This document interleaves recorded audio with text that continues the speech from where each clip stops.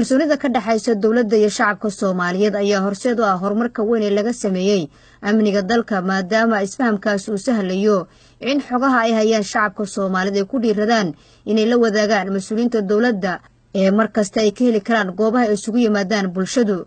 wasiirka amniga gudaha Maxamed Abuukar Islow Ducaale, wasiiru dawlaha wasaaradda hawlaha guud iyo guryeynta Axmed Cabdi Kaariye, xildhibaan Aadan Cali Xasan iyo xildhibaan Maxamed Ibraahim Diyeesho oo ka tirsan baarlamaanka Soomaaliya ayaa galabta booqday xeebta Lido iyagoo kula kulmay qaar ka mid ah shacabka Muqdisho oo xilligaasi ku jiray waqtiyo nasiino ah si ay u dareensiiyaan shacabka in dawladdu ay tahay iyaga isla markaana ay wax badan uga ogaan lahaayeen baahida ay qabaan shacabku si wax looga qabto. mas'uuliyiinta ka tirsan dawladda ayaa shacabka si caadi ah ula sheekaysanayay halka dhalinyarada xilligaasi kubadda si caadi ah ugu dheelayay xeebta Lido ay mas'uuliyiinta dawladdu kula ciyaareen kubad taas oo muujinaysa kalsoonida weyn ee ka dhaxaysa dawladda iyo dhalinyarada Soomaaliyeed taas oo farxad gelisay guud ahaan dhalinyarada ku sugnaa xeebta Lido.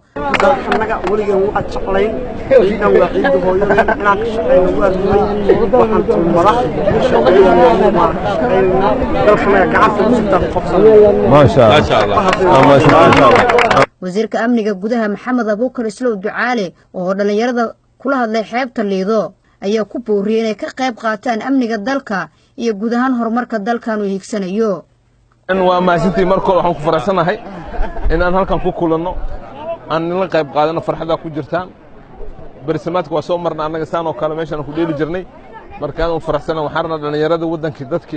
wadanka bir wax u tir la waa idinki inta kale dhalinyarada magaalada ka maqan marka waxaan jeclahay hay'adaha amniga la shaqeysaan sidoo kale waxaan jeclaan lahaa in wadankiina aad soo jeesto har habeen wixii information ah haysan nabadidka qolooyinka soo sheegtaan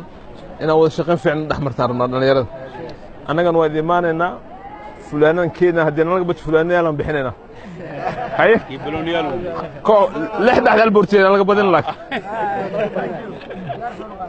waa ma sintihin horumarka wadanka laga shaqeeyo waxayna farxad gelinaysaa in maalin aan qamiis ahayn anaan nimaana meesha inta dhalinyaro joogto wax badan ay mahad celina